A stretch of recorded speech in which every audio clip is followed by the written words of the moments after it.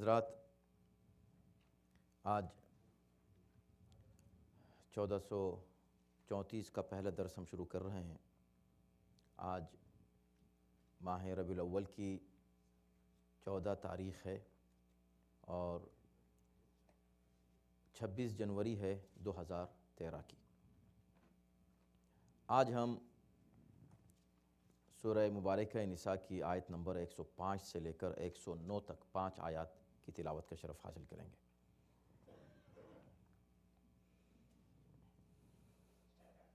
اعوذ باللہ من الشیطان الرجیم، بسم اللہ الرحمن الرحیم،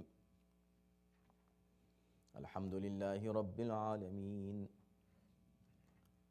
والصلاة والسلام على سیدنا ونبینا ومولانا ابی القاسم محمد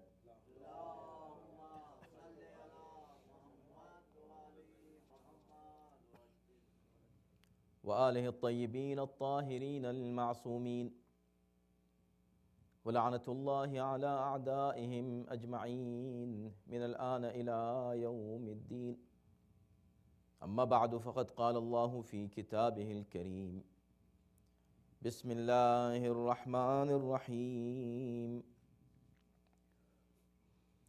انا انزلنا الیک الکتاب بالحق لتحکم بین الناس بما اراک اللہ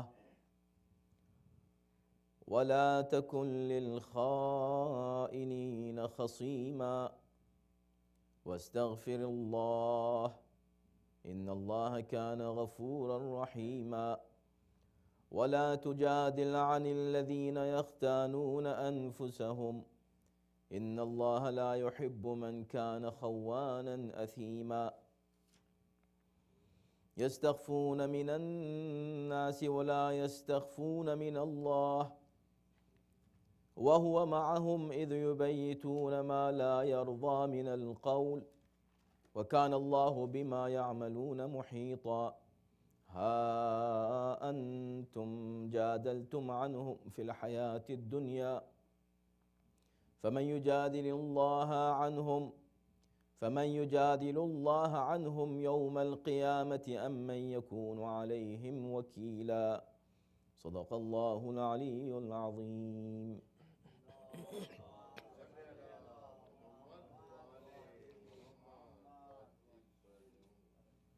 ارشاد ہو رہا ہے کہ ہم نے یقیناً آپ کی طرف ایک برحق کتاب نازل کی ہے تاکہ آپ لوگوں کے درمیان اسی کے مطابق فیصلہ کریں جو اللہ نے آپ کو دکھا دیا ہے، اور خیانت کاروں کے حمایتی نہ بنیں، اور اللہ سے استغفار کریں کہ اللہ بڑا بخشنے والا مہربان ہے، اور ان لوگوں کی حمایت نہ کریں جو خود اپنے ہی نفس سے خیانت کرتے ہیں۔ بے شک اللہ خیانت کار گنہگاروں کو دوست نہیں رکھتا۔ یہ لوگ انسانوں کی نظروں سے خود کو چھپاتے ہیں لیکن اللہ سے خود کو نہیں چھپا سکتے، وہ ہمیشہ ان کے ساتھ رہتا ہے، اس وقت بھی جب راتوں کو اللہ کی ناپسندیدہ باتوں کے تعلق سے خفیہ مشورے کرتے رہتے ہیں، اور اللہ ان کے تمام اعمال پر محیط ہے۔ بھلا تم یہاں اس دنیاوی زندگی میں ان کی طرف سے جھگڑا کرنے آ گئے، مگر قیامت کے دن ان کی طرف سے کون اللہ سے جھگڑا کر سکے گا اور کون ان کا وکیل بن سکے گا۔ ان آیت میں خیانت اور خیانت کاروں کی مذمت کی جا رہی ہے۔ شان نزول کے تعلق سے 3 روایات ہیں۔ پہلی روایت یہ ہے کہ ایک موقع پر 3 بھائی تھے، ان میں سے ایک بھائی نے کسی گھر میں جا کر، ایک انصاری کے گھر میں جا کر چوری کی۔ جس کے گھر میں چوری کی گئی اس کا بھتیجا تھا جس کا نام تھا قتادہ، اس نے جا کر پیغمبر اسلام کو اس بات کی اطلاع کی۔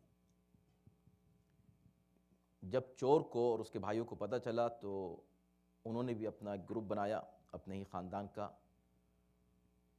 اور ان کو رسول اللہ کے پاس بھیجا کہ آپ قتادہ کو جھٹلائیں، بتائیں کہ وہ جھوٹا ہے اور ہم بے گناہ ہیں۔ چنانچہ وہ لوگ گئے، انہوں نے پیغمبر اسلام کے سامنے گواہیاں دیں، جیسے عدالت میں ہوتا ہے۔ پیغمبر نے ظاہری شواہد کی بنیاد کے اوپر فیصلہ دیا اور ان کو گویا کہ بے گناہ قرار دیا، اور ایسے موقع پر اس وقت قتادہ کو تکلیف ہوئی۔ اس نے کہا کہ یہ کیا ہوا پیغمبر اسلام کے ہوتے ہوئے؟ تو چونکہ عدالت میں ظاہری شواہد پر فیصلہ ہوتا ہے، لیکن ایک معصوم ہی کا یہ حق ہے کہ وہ حق کے مطابق فیصلہ کرے۔ چنانچہ یہ آیت نازل ہوئی کہ اے ہمارے نبی، اے ہمارے پیغمبر، آپ قرآن کے مطابق فیصلہ کریں، مگر اس علم کے مطابق جو ہم نے آپ کو دیا ہے۔ اور ظاہر ہے کہ یہ علم ہر ایک کے پاس نہیں ہے، بما اراک اللہ، جو کچھ اللہ نے آپ کو دکھایا ہے۔ دوسری روایت یہ ہے کہ ایک انصار میں سے کسی شخص نے ایک زرہ چوری کی کسی کی۔ اس نے اس زرہ کو اپنے پاس رکھا۔ جب لوگوں کو پتہ چلا کہ یہ زرہ چوری اس نے کی ہے، تو اس نے گرفتاری کے یا بدنامی کے خوف سے اس زرہ کو لے کر ایک یہودی کے گھر میں ڈال دیا، اور کچھ گواہ تیار کر لیے کہ یہ زرہ جو ہے اس یہودی نے چرائی ہے، یہ میرا کام نہیں۔ اور یہ کیس پیغمبر اسلام کے پاس آیا۔ ابھی پیغمبر اسلام فیصلہ نہیں کر سکے تھے کہ یہ آیت نازل ہو گئی۔ تیسری ایک روایت یہ ہے کہ ایک انصاری نے ایک انصاری کے پاس زرہ رکھی، امانت، اور جب اس نے واپس مانگی اپنی امانت تو اس نے واپس نہیں کی، اور اس نے انکار کیا کہ نہیں، تم نے تو مجھ کو کچھ نہیں دیا ہے۔ یہ فیصلہ بھی پیغمبر اسلام کے پاس آیا تو یہ آیت نازل ہوئی۔ اب آئیے ہم دیکھتے ہیں کہ یہ تو آپ کے سامنے یہ روایت آئیں، اس بیس پر آیتیں کیا کہہ رہی ہیں؟ تو آیت شروع اس طرح ہوتی ہے، اِنَّا أَنزَلْنَا إِلَيْكَ الْكِتَابَ بِالْحَقِّ۔ دیکھیں اس سے یہ پتہ چلتا ہے کہ اس پورے کیس میں، یہ عام طور پر آپ کو معلوم ہے کہ قرآن مجید کی آیات کسی ایک خاص موقع کے اوپر نازل ہوتی ہیں ضرور، وہ ایک خاص کوئی شان نزول ہوتا ہے ان کا، لیکن ان کے مفہوم میں عمومیت ہوتی ہے، جنرل ہوتی ہیں، اور اس میں جو میسج ہوتا ہے وہ کسی ایک خاص واقعے کے لیے مخصوص نہیں ہوتا، خاص وقت کے لیے بھی نہیں اور خاص جگہ کے لیے بھی نہیں، بلکہ قیامت تک آنے والے ہر انسان کے لیے اس میں پیغام ہوتا ہے۔ اسی طرح کی یہ آیتیں ہیں کہ ٹھیک ہے اس میں کوئی واقعہ ہوا ہوگا، اب ان تین واقعات میں سے کون سا واقعہ ہوا ہوگا، جو بھی ہو، لیکن اصل مسئلہ کیا ہے؟ اصل مسئلہ یہ ہے کہ اگر خیانت کی جائے، کوئی شخص اگر خیانت کرتا ہے، خیانت کرنے کے بعد وہ سازش کرتا ہے، جھوٹے گواہ تیار کر کے لاتا ہے، تو قاضی کا کام کیا ہے؟ اور وہ جو گواہ بن کر آ رہے ہیں ان کی ذمہ داری کیا ہے؟ ان کا سٹیٹس کیا قرآن معین کرتا ہے؟ ان کی ذمہ داری اور ان کی سزا کیا ہے اگر وہ جھوٹی گواہی دیتے ہیں؟ ان تمام باتوں کو ان چند آیتوں میں جمع کیا گیا ہے۔ تو فرمایا کہ اے ہمارے حبیب، اِنَّا أَنزَلْنَا إِلَيْكَ الْكِتَابَ بِالْحَقِّ، ہم نے تم پر کتاب کو حق کے ساتھ نازل کیا ہے، یعنی یہ کتاب قرآن مجید برحق تم پر نازل کی گئی ہے۔ کیوں نازل کی گئی ہے؟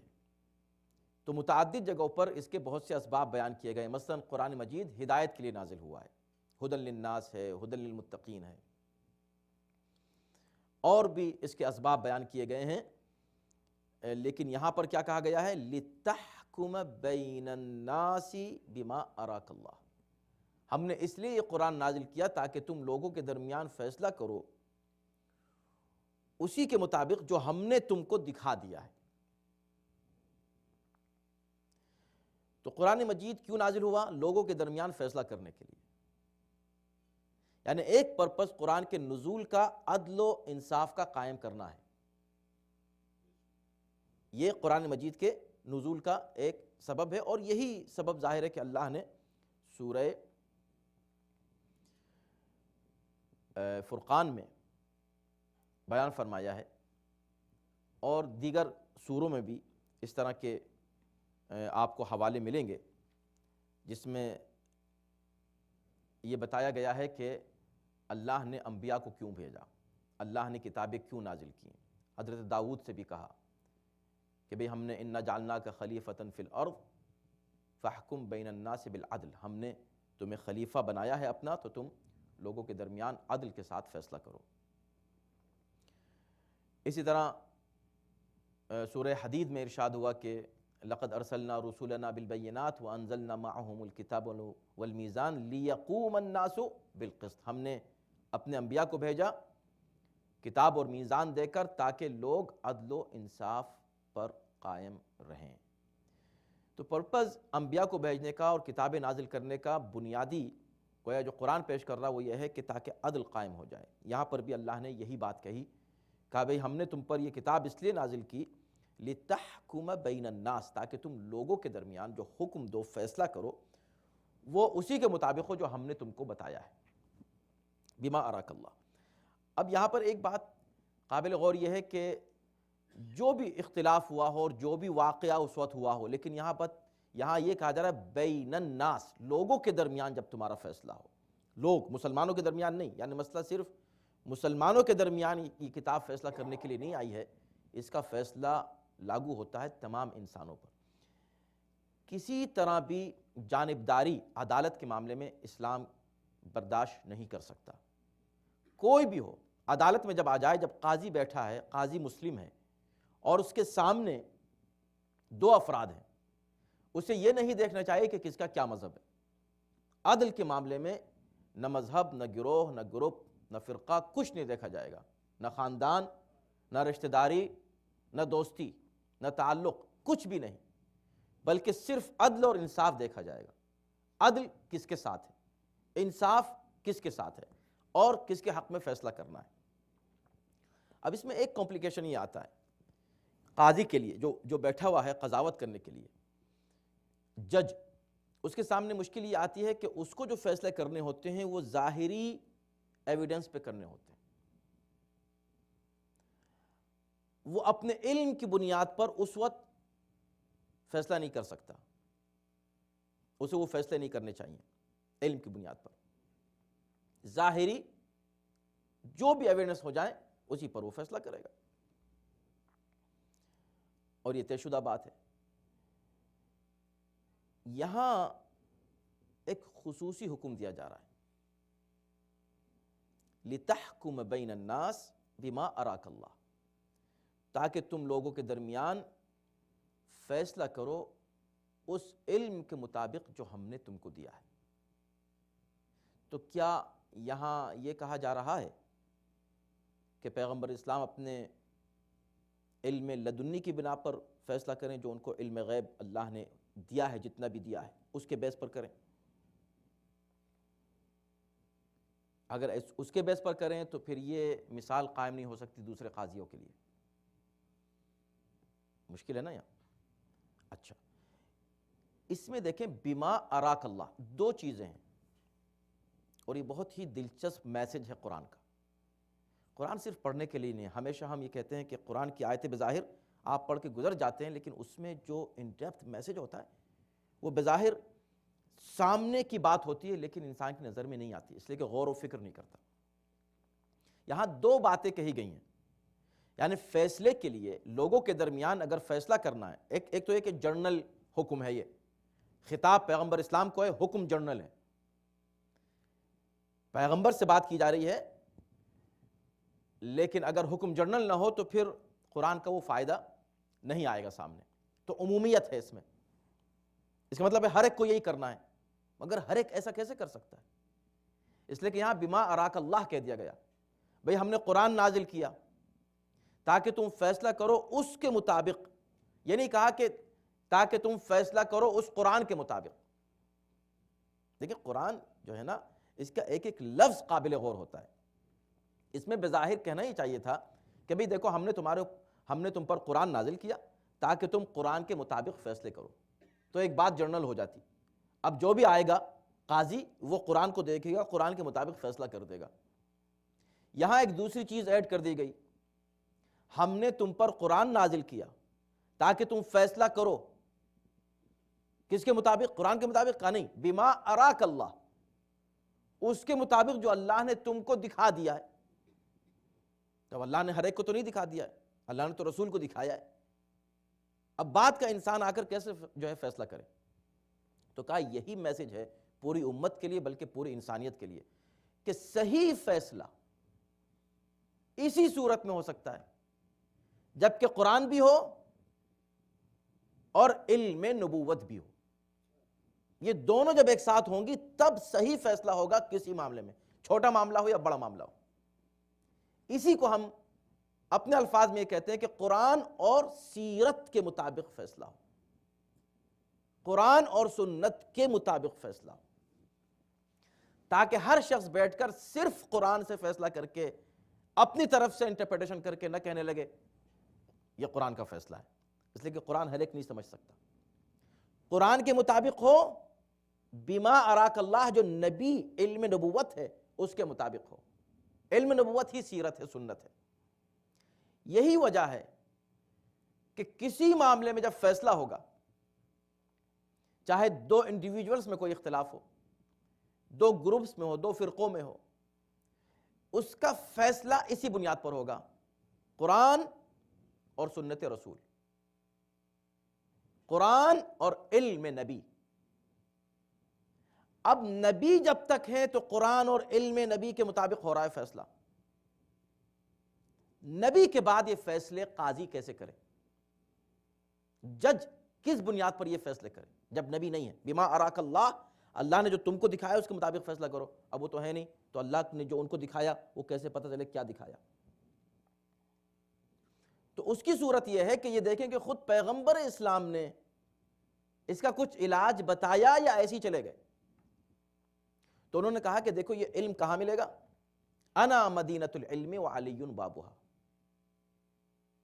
اقواکم علی، تم میں سب سے بہترین فیصلہ کرنے والے علی ہیں، اعلمکم علی، تم میں سب سے زیادہ صاحب علم علی ہیں، انی تارک فیکم الثقلین، میں دو چیزیں چھوڑ کر جا رہا ہوں، قرآن اور اہل بیت۔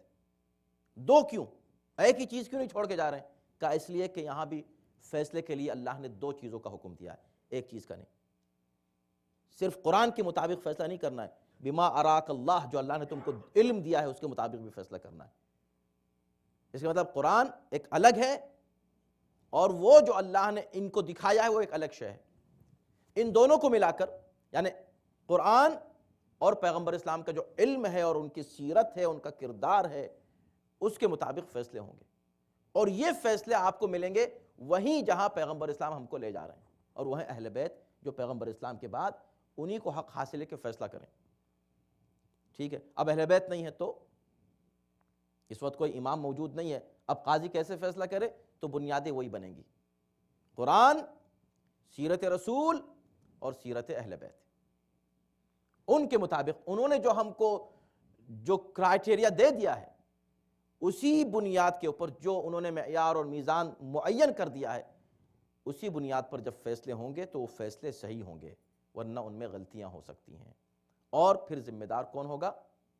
وہ ہوگا جو اس طرح کا فیصلے کر رہا ہے، یا وہ ہوگا کہ جو غلط فیصلے پر کسی کو مجبور کر رہا ہے غلط ایویڈنس مہیا کر کے۔ یہ ایک مختصر سی بات تھی جو اس آیت میں نے آپ کے سامنے عرض کر دی بنیادی طور پر۔ تو فیصلہ عدل و انصاف کی بنیاد پر ہونا چاہیے۔ وَلَا تَكُنْ لِلْخَائِنِينَ خَصِيمًا، اور دیکھو خیانت کاروں کے لیے تم حامی بن کر نہ آؤ۔ تو یہ بظاہر خطاب کس سے ہے؟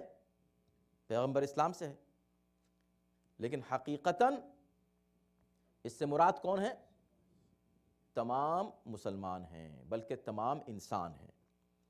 اس طرح کی بہت سی آیتیں ہیں اور بھی کہ جہاں پر بظاہر خطاب پیغمبر اسلام سے کیا گیا ہے لیکن مراد پوری امت ہے۔ وَلَا تَكُنْ للخائنین خصیما، تو فیصلہ کرنا ہے بالکل صحیح قرآن اور علم الہی کی بنا پر، قرآن اور سنت رسول کی بنیاد پر، اور جس چیز سے بچنا ہے وہ کیا ہے؟ خیانت کار، جو خائن ہیں، دھوکہ دینے والے ہیں، جھوٹ بولنے والے ہیں، ان کے لیے خصیم نہ بنو، ان کے حامی نہ بنو، ان کے وکیل نہ بنو۔ اس سے یہ بھی پتہ چلا کہ یہاں عدالت کے لیے قرآن وکیلوں کے لیے بھی ایک قانون مرتب کر رہا ہے، وہی کیس لو جو حق کا ہو، جھوٹے، دھوکے باز، قاتل، ظالم، ان کے وکیل بن کر مت آؤ، ان کی وکالت نہ کرو، وکالت صرف ان کی کرو جو واقعی مظلوم ہیں، جو واقعی جن کا حق ہے، تم کسی کا اس کا حق دلانے کے لیے آ رہے ہو، وکالت کرنے کے لیے، کسی کا حق دبانے کے لیے وکیل نہ بنو۔ اور اس کے بعد بھی اس کا ذکر آ رہا ہے، وَاسْتَغْفِرُ اللَّهِ، اور استغفار کرو، ان اللہ کان غفورا رحیما۔ تو آپ اب استغفار کریں گے۔ کس کو حکم دیا جا رہا ہے؟ رسول اللہ کو حکم دیا جا رہا ہے، یعنی خطاب رسول سے چل رہا ہے نا آیات میں شروع سے، وَاسْتَغْفِرُ اللَّهِ، اے رسول اللہ سے استغفار کرو۔ اب رسول استغفار کریں، رسول کیسے استغفار کریں؟ رسول کے لیے اب یہاں پر بھی آپ جائیں اگر تفاسیر میں تو مفسرین کے متعدد اقوال ہیں، کچھ نے تو استغفر اللہ صاف صاف کہتے ہیں کہ ہاں بھئی ان سے غلطی ہو سکتی ہے لہٰذا ان کو استغفار کرنا چاہیے، اور اس سے استدلال کیا ہے کہ نبی سے غلطی ہو سکتی، غلطی نہیں ہو سکتی ہوتی تو کیوں اللہ کہتا کہ استغفار کرو۔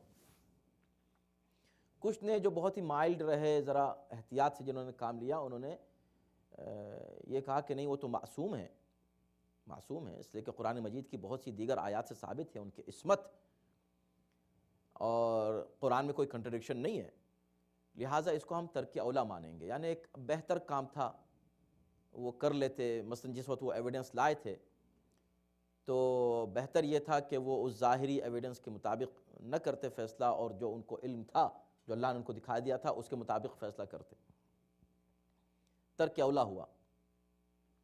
تو یہ بھی بالکل درست نہیں ہے، اس لیے کہ ترک اولیٰ کا مطلب ہے کسی بہتر کام کا چھوڑ دینا۔ یہ چیز دیگر انبیاء کے لیے جائز ہے، لیکن خاتم النبیین کے لیے ترک اولیٰ بھی ہمارے یہاں مسلمات میں سے ہے کہ جائز نہیں ہے، نہیں ہو سکتا کہ پیغمبر اسلام سے وہ معمولی خطا اور غلطی بھی ہو جائے، اس لیے اگر اتنی بھی غلطی اور خطا ہم تسلیم کر لیں پیغمبر اسلام کے تعلق سے تو پھر پورا دین مشکوک ہو سکتا ہے، اور کہیں پر بھی یہ کہا جا سکتا ہے کہ ہاں فلاں کام انہوں نے کیا مگر بہتر تھا کہ یہ نہ کرتے۔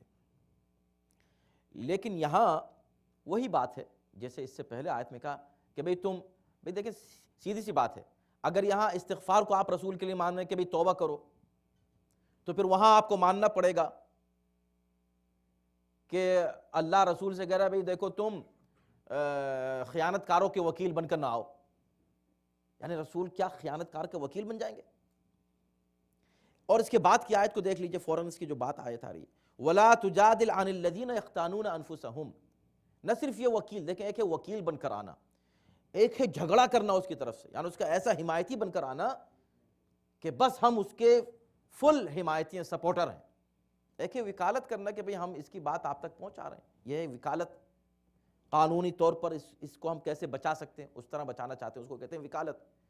یہاں نہیں، ولا تجادل، اور دیکھو جھگڑا مت کرو ان کی طرف سے آ کر، ان کی حمایت میں چلے آیا آستینے چڑھا کر، تو کیا یہ بھی رسول اللہ سے کہا جا رہا ہے کہ تم خائن جو خیانت کار ہیں ان کی طرف سے جھگڑا کرنے مت آؤ؟ تو خطاب قرآن مجید میں اس کے علاوہ بہت سی آیات ہیں جس میں خطاب نبی کو کیا جا رہا ہے مگر مراد امت ہے، بات نبی سے ہو رہی ہے، مخاطب اوریجنلی تمام مسلمان ہیں، یعنی پیغام ہم کو دیا جا رہا ہے کہ بھئی دیکھو تم ہر صورت میں چاہے تم گواہ بن کر آؤ، سچ بھی گواہ بن کر آؤ، یا تم وکیل بن کر آؤ، یا تم قاضی بن کر بیٹھ جاؤ، ان تمام صورتوں میں اگر تم صحیح بھی فیصلہ کر لو، اپنے اعتبار تم نے صحیح فیصلہ کیا، پھر بھی استغفار کرو، اس لیے کہ نہ جانے کہاں کسی جگہ جھول آ گیا ہو تمہارے فیصلے میں، تمہاری گواہی میں، تمہاری وکالت میں۔ یہ جرنل ایک فیصلہ، یعنی اتنی احتیاط اسلام نے رکھی ہے کہ عدالت کے معاملے میں اس حد تک رہو کہ اگر تم نے فیصلے کر بھی دیے، حمایت کر بھی دی کسی کی، تب بھی استغفار کرو۔ صحیح 100% اپنے کو اس وقت بھی نہ سمجھو، پھر بھی کہو یا اللہ اصل علم تجھ کو ہے، لہٰذا تو ہمیں بخش دے، اور اللہ بخشنے والا ہے، یہ ہے اس سے مراد۔ اور یہ جرنل ہم سب کے لیے پیغام ہے، نہ کہ رسول اللہ کے لیے۔ وَلَا تُجَادِلْ عَنِ الَّذِينَ يَخْتَانُونَ أَنفُسَهُمْ۔ تو اب ظاہر سی بات ہے کہ اس سے مراد وہ لوگ تھے کہ جو پیغمبر اسلام کے پاس آ گئے تھے، خود پیغمبر نہیں ہیں، حالانکہ واحد کا صیغہ وَلَا تُجَادِلْ، اے نبی تم نہ ایسا کرو، بظاہر ایسا ہے، لیکن اس سے مراد وہ لوگ تھے کہ جنہوں نے جو خائن تھا، جس نے زرہ چرائی تھی مثلا، یعنی اگر ہم اس واقعے کو تسلیم کرتے ہیں تو وہ آ کر گواہی دے رہے تھے اور اس کی طرف سے حمایتی بن کر آ گئے تھے، ان کے لیے کہ بھی تم ایسے لوگوں کی حمایتی نہ بنو جو خائن ہیں۔ اس لیے کہ یہ کہنا کہ خائن کے حمایتی نہ بنو، اس بات کی دلیل ہے کہ اس کو معلوم ہے حمایت کرنے والوں کو کہ یہ خائن ہے۔ اگر معلوم ہی نہیں ہے تو اس سے کیا کہنا کہ تم خائن کی جو حمایت نہ کرو۔ اگر ہم کو معلوم نہیں ہے کہ یہ آدمی خائن ہے، مجرم ہے، اور ہم اس کی حمایت کر رہے ہیں، تو ہم تو اس کو حمایت کر رہے ہیں، ہم کو پتہ ہی نہیں ہے۔ یہاں براہ راست حکم دیکھو، جو خائن ہے، مجرم ہے، یعنی ہے، پتہ ہے، اس کی حمایت نہ کرو۔ تو نبی تو ایسا نہیں کر سکتے، امت ہی ایسا کر سکتی ہے۔ ان لوگوں نے ایسا کیا جو آئے تھے، تو حکم دیا جا رہا ہے کہ خبردار ایسے مجرموں کی حمایت نہ کرو۔ اچھا، کس کی؟ یختانون، یہ عجیب بات ہے، دیکھیں نا، اس کو کہتے ہیں بلاغت قرآن کی اور الیکوینس۔ یختانون انفسہم، جو اپنے نفس سے خیانت کرتے ہیں، ان کی حمایت نہ کرو جو اپنے نفس سے خیانت کرتے ہیں۔ کمال خیانت اس سے کی تھی، اس نے مثلا اگر یہودی کی زرہ تھی تو یہودی سے خیانت کی تھی، کہ نہیں، اپنے نفس سے خیانت کی تھی۔ یہ ہے قرآن کا اسٹائل۔ اصل میں نتیجتاً انسان کسی کو اگر دھوکہ دے رہا ہے، کسی کے ساتھ ظلم کر رہا ہے، کسی کے ساتھ خیانت کر رہا ہے، تو نتیجے میں وہ اصل میں اپنے ہی ساتھ دھوکہ کرتا ہے، اپنے ہی ساتھ وہ خیانت کرتا ہے، اپنے ہی اوپر وہ ظلم کرتا ہے۔ اور اس طرح کی بہت سی آیات ہیں قرآن مجید میں، یہ سورہ بقرہ میں ہے، یخادعون اللہ والذین آمنوا، وہی سمجھتے ہیں کہ ہم اللہ اور ایمان لانے والوں کو دھوکہ دے رہے ہیں۔ وما یخدعون الا انفسہم، وہ اصل میں دھوکہ اپنے ہی آپ کو دے رہے ہیں، ان کو تھوڑے دے رہے ہیں مسلمانوں کو، یہ منافقین اپنے آپ کو دھوکہ دے رہے ہیں۔ اسی طرح ان احسنتم احسنتم لانفسکم، اگر تم کوئی نیک کام کرتے ہو تو اپنے لیے کرتے ہو، وان اسأتم فلہا، اور اگر تم کوئی برائی کرتے ہو تو وہ بھی اپنے ہی خلاف برائی کر رہے ہو۔ تو قرآن کا فلسفہ یہ ہے گناہوں کے تعلق سے، جرم کے تعلق سے اور خیانت کے تعلق سے، کہ انسان جب کسی پر ظلم کرتا ہے یا خیانت کرتا ہے کسی کے خلاف، وہ اصل میں اپنے ہی خلاف کر رہا ہے، جو کچھ ہے اسی پر پلٹ کر آنے والا ہے۔ ان اللہ لا يحب من کان خوانا اثیما، اللہ ان لوگوں کو پسند نہیں کرتا جو بڑے خیانت کار اور گنہگار ہیں۔ دیکھیں، ایک ہے خائن، ایک ہے خوان، تو یہاں لفظ خوان استعمال ہوا ہے۔ خائن جو خیانت کرے، خوان جو بہت خیانت کرتا رہے۔ تو خائن وہ ہے جس نے خیانت کی، اس کا پرپس خیانت کرنا تھا، اس کا پرپس دنیا داری تھا۔ خوان وہ ہے کہ جو خیانت بھی کرے، سازشیں بھی کرے، یعنی خود خیانت کی اور دوسرے کے سر ڈال دیا، یہ خوان ہے۔ اثیمہ، گنہگار خوان، آلریڈی خیانت گنہگاری ہے، وہ گنہگار ہے وہ شخص کے جو خیانت کر رہا ہے، لیکن اس کے ساتھ پھر تاکیداً خوانن اثیمہ، اللہ ایسے لوگوں کو کہ جو گنہگار، مجرم، خیانت کار ہیں، ان کو اللہ پسند نہیں کرتا۔ اب اس کے بعد پھر اب نصیحت ہے۔ یستخفون من اللہ، یہ یستخفون من الناس، یہ لوگ لوگوں سے چھپتے ہیں، یعنی جو دھوکہ دے رہے ہیں لوگوں سے چھپا رہے ہیں۔ ولا یستخفون من اللہ، اللہ سے نہیں ڈرتے، اللہ سے خوف نہیں کرتے، لوگوں سے شرم ہے، اللہ سے شرم نہیں ہے۔ تو یستخفون میں دونوں الفاظ ہیں اور دونوں مفہوم ہیں، ایک ہے خفیہ سے یعنی چھپاتے ہیں، دوسرے یہ کہ شرم کرتے ہیں.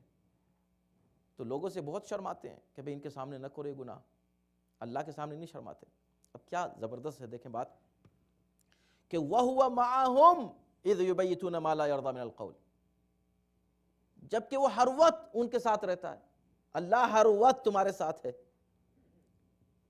اس سے نہیں چھپاتے ہو اپنی بات، چھپاؤ چلو اس سے نہیں چھپا سکتے. لوگوں سے چھپاتے پھرتے ہیں، لوگوں سے شرم ہے، حیا ہے، اللہ سے نہیں ہے. ہر وقت تمہارے ساتھ ہے. اذ یبیتون ما لا یرضی من القول، اس وقت بھی تمہارے ساتھ ہے جب تم راتوں میں چھپ چھپ کر سازشیں کرتے ہو ان چیزوں کی جو اللہ پسند نہیں کرتا، اس وقت بھی اللہ تم کو دیکھ رہا ہوتا ہے. وَكَانَ اللَّهُ بِمَا يَعْمَلُونَ مُحِيطًا، یہی نہیں بلکہ اللہ ان کے ہر عمل کا احاطہ کیے ہوئے، کوئی چیز ان کے عمل اللہ کے دائرے علم سے باہر نہیں ہے. خدا سب جانتا ہے کہ کیا کر رہے ہیں. اس کے بعد اس سے بھی دلچسپ بات، اب آپ دیکھیں کہ اسلام کا عدل اور انصاف، اور خدا کہاں تک چاہتا ہے کہ ایک مومن اللہ پر ایمان لانے والا، اس کا ایمان کتنا قوی ہونا چاہیے اور وہ خود کو ہر منزل پر کوئی بات کہہ رہا ہو، کوئی کام کر رہا ہو، کسی کی حمایت کر رہا ہو، کسی کی دشمنی کر رہا ہو، کسی سے محبت کر رہا ہو، کسی سے نفرت کر رہا ہو، ان تمام حالات میں کتنا اس کو جسٹ، عادل اور با انصاف ہونا چاہیے کہ وہ یہ تصور کرے کہ نہ صرف یہاں آج تم حمایت کرنے آ گئے ان کی، ہاں انتم ہاؤلاء جادلتم عنہم فی الحیات الدنیا، اس دنیاوی زندگی میں تم بن کر آ گئے وکیل اس کی طرف سے، آ کر کہنے لگے بھیا یہ بہت اچھا آدمی ہے، ذرا آپ دیکھیے میں اس کی گواہی دیتا ہوں، جانتے ہو کہ اچھا نہیں ہے مگر تمہارے خاندان کا ہے، تمہارا. دیکھیں آپ کہ یہودی تھا، وہ یہودی کے گھر میں ڈال دی، آیت نازل ہو گئی کہ نہیں یہ یہودی بے گناہ ہے، یہ مسلمان مجرم ہے، اس کو پکڑو. یہ ہے اسلام. اسلامی نہیں کہتا کہ چونکہ یہودی تھا لہذا ٹھیک ہے جانے دو. نہیں، یہودی ہے تو کیا ہوا؟ وہ یہودی مظلوم ہو سکتا ہے کہ نہیں ہو سکتا؟ ہو سکتا ہے. مسلمان ظالم ہو سکتا ہے کہ نہیں ہو سکتا؟ ہو سکتا ہے. مسلمان خائن ہو سکتا ہے، مسلمان کسی یہودی کو دھوکہ دے سکتا ہے، ایسے یہودی کسی مسلمان کو دے سکتا ہے. اس میں مذہب کا کیا تعلق ہے؟ یہ تو اعمال ہیں انسان کے، اور اس معاملے میں اسلام کوئی فلیکسیبلٹی نہیں دکھاتا، کچھ نہیں. جو مجرم ہے، جو ظالم ہے، اس کے خلاف بات کرنی ہے، اس کا ساتھ نہیں دینا ہے. مولا کائنات نے یہ فرمایا تھا کونا للظالم خصما وللمظلوم عونا، ہمیشہ ظالم کے خلاف رہنا، مظلوم کے ساتھ ہی رہنا. اب اس میں نہیں ہے کہ مسلمان ہو، شیعہ ہو، سنی ہو، ہندو ہو، کرسچن ہو، یہودی ہو، ایسا کچھ نہیں ہے. جو بھی ظالم ہے اس کا کچھ بھی مذہب ہو اس کے خلاف رہو، جو بھی مظلوم ہے اس کا جو بھی مذہب ہے مظلوم کے ساتھ رہو. اور اس کو یاد رکھو کہ آج تم جس کا ساتھ دے رہے ہو، جس کے حمایتی بن کر آ گئے، یہ سمجھ لینا یہ تو فی الحیات الدنیا تم کر رہے ہو. ہاں انتم جادلتم عنہم، تم ان کی طرف سے جھگڑا کرنے آ گئے اس حیات دنیا میں. فمن یجادل اللہ، تو اب کون ہے جو اللہ سے جھگڑا کرے عنہم یوم القیامہ، ان کی طرف سے قیامت کے دن بنو گے ان کے وکیل، قیامت کے دن ان کے وکیل بن کر آ جاؤ گے. ام من یکون علیہم وکیلا، اور کون ہے جو ان کی طرف سے وکیل بن کر اللہ کے سامنے آ جائے. یہاں تو بن گئے وکیل تم ان کے مجرموں کے، اللہ کے سامنے کیسے وکیل بنو گے؟ کس کے وکیل بنو گے؟ تو اس کا مطلب اس میں ایک بات صاف صاف ہو گئی کہ ظالم کی وکالت نہیں ہو سکتی، ظالم کی حمایت نہیں ہو سکتی، ظالم کی طرف سے آپ نہیں آ سکتے، ظالم کا آپ ساتھ نہیں دے سکتے، خائن کا ساتھ نہیں دے سکتے. اور اگر آپ نے اس دنیا میں دے لیا خائن کا ساتھ تو قیامت کا خیال رکھنا وہاں نہیں دے سکتے اللہ کے سامنے. ٹھیک ہے؟ جب یہ خوف طاری ہوگا ایک مسلمان کے دل و ذہن اور فکر پر، تو وہ کبھی بھی ظلم کا ساتھ نہیں دے سکتا، اور وہ ہمیشہ متوجہ رہے گا اور اس کے ذہن میں یہ بات رہے گی کہ میں کسی قیمت پر بھی ظالم کا، خائن کا ساتھی نہیں ہو سکتا۔ یعنی پہرے بٹھا دیے دل و دماغ اور ذہن اور فکر پر۔ یہ اس انداز سے تربیت قرآن کرتا ہے اپنے ماننے والوں کی۔ تو ایک پیغام یہ مل گیا، ٹھیک ہے، یہ بات معلوم ہو گئی کہ حیات دنیا میں تم جس کی حمایت کر رہے ہو اسی کی حمایت کرو، اسی کی کرو جس کی حمایت وہاں اللہ کے سامنے کر سکو۔ یہ بہترین معیار دے دیا۔ اب ہمارے لیے بہت آسان ہو گیا سمجھنا کہ بھئی کس کا ساتھ دوں کس کا نہیں دوں، تو دیکھ لو بھئی اس کا ساتھ دے رہو دو، مگر یہ سمجھ کے دینا کہ کل قیامت میں کیا میں اس کا ساتھ دے سکوں گا؟ اگر نہیں دے سکتا تو یہاں بھی مجھ کو نہیں دینا ہے ساتھ۔ اگر اس اصول پر تمام مسلمان قائم ہو جائیں، بتائیے اختلاف کہاں ہوگا؟ بتائیے فرقے کہاں بنیں گے؟ بتائیے پھر یہ جو مشکلیں ہیں مسلمانوں کی وہ کہاں باقی رہ سکیں گی؟ سب ختم ہو جائیں گے۔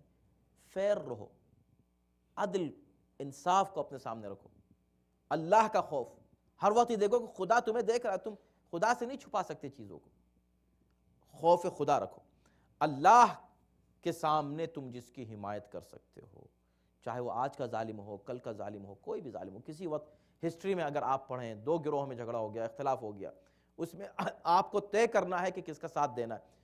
ساتھ جس کا بھی دے رہو یہ سوچ کے دینا کہ قیامت میں کیا میں اللہ سے کہہ سکتا ہوں کہ میں اس کے ساتھ ہوں۔ دوسرا ایک پیغام اس کے اندر یہ بھی ہے کہ جب یہ کہا کہ تم ان کے وکیل کیا بن کر اللہ کے سامنے آ جاؤ گے، امن یکون علیہم، کون ان کا وکیل بن کر آئے گا؟ یہاں لفظ وکیل استعمال کیا، کئی جگہ قرآن نے ایک اور لفظ استعمال کیا قیامت میں، اور اسی سورہ میں اس سے پہلے بھی جو ایک آیت جو آپ پڑھ چکے ہیں کہ وَمَن يَشْفَعْ شَفَاعَةً حَسَنَةً یکن لہ نصیب منہا، جو شخص کسی کا ساتھ دے گا، شفاعت کا لفظ استعمال کیا ساتھ دینے کے لیے، اگر آپ کو یاد ہے اس پر پوری تفصیلی گفتگو ہوئی تھی۔ اچھی شفاعت، بری شفاعت، تو ساتھ دے گا، ساتھ دینا، شفاعت کرنا، اس کو سپورٹ کرنا۔ یہاں لفظ وکیل استعمال کیا ہے، جدال کا لفظ بھی استعمال کیا، اس طرح کے تمام یہ الفاظ ہیں، یعنی کسی صورت میں بھی کوئی شخص کسی کا ساتھ دے رہا ہے، اس کی طرف جھگڑا کرنے آ رہا ہے، اس کی صرف وکالت کرنے آ رہا ہے، اس کی شفاعت کرنے آ رہا ہے، تو کون ہے جو اس کی شفاعت کر سکتا ہے، کون ہے جو اس کی وکالت کر سکتا ہے؟ تو شفاعت کے تعلق سے بھی قرآن میں بہت سے اس طرح کے الفاظ آپ کو ملیں گے کہ جو ہے مثلا یہ کہا کہ من ذا الذی یشفع عنده، کون اس کے سامنے آ کر جو ہے شفاعت کر سکتا ہے، لیکن وہاں جرنل تھا، وہاں ایک جنرل بات ہے کہ کون شفاعت کر سکتا ہے کسی کی، الا باذنہ، علاوہ اللہ کے اذن سے۔ یہاں پر الا باذنہ نہیں ہے، توجہ دیکھیں نا قرآن کی بلاغت، کیوں نہیں ہے الا باذنہ؟ اس لیے کہ ہم ڈائریکٹ بات ظالموں کی ہو رہی ہے، مینشن کر دیا گیا، یہ بات ہو رہی ہے کہ ظالم کی کون وکالت کر سکتا ہے، اب وہاں الا باذنہ ہو ہی نہیں سکتا، اس لیے کہ ظالم کی اعانت اور وکالت اور شفاعت کے لیے اللہ اذن دے ہی نہیں سکتا، تو اس کا ذکر کیوں ہو؟ ہے کہ نہیں؟ اذن دے سکتا، لیکن جہاں اللہ باذنی ہے، اس کا مطلب یہ ہوا کہ صرف ان کے لیے شفاعت ہو سکتی ہے قیامت کے دن بھی، یعنی ائمہ اور اہل بیت ان کی شفاعت کر سکتے ہیں جو ظالم و خائن نہ ہو، سمجھ گئے؟ ورنہ وہاں پر بھی اللہ باذنہ وہاں بھی ختم ہو جاتا۔ اللہ باذنہ اس بات کی دلیل ہے کہ اللہ جن کے لیے اذن دے دے کہ ہاں بھائی ان کی شفاعت ہو سکتی ہے، ہاں بھائی آپ شفاعت کر سکتے ہیں، تو شفاعت بھی ظلم کے اوپر نہیں ہوگی، اس طرح کے گناہوں پر ہوگی کہ جن کو جن کی اللہ نے معافی کا وعدہ کیا ہے۔ شرک اور ظلم معاف نہیں ہوتے۔ پروردگار عالم ہم سب کو انشاءاللہ قرآن مجید کے اس حکم پر عمل پیرا ہونے کی توفیق دے، اور اپنی زندگی میں ہمیشہ ہر معاملے میں عدل و انصاف پر قائم رہنے کی توفیق کرامت فرمائے۔ صلوات بر محمد و آل محمد۔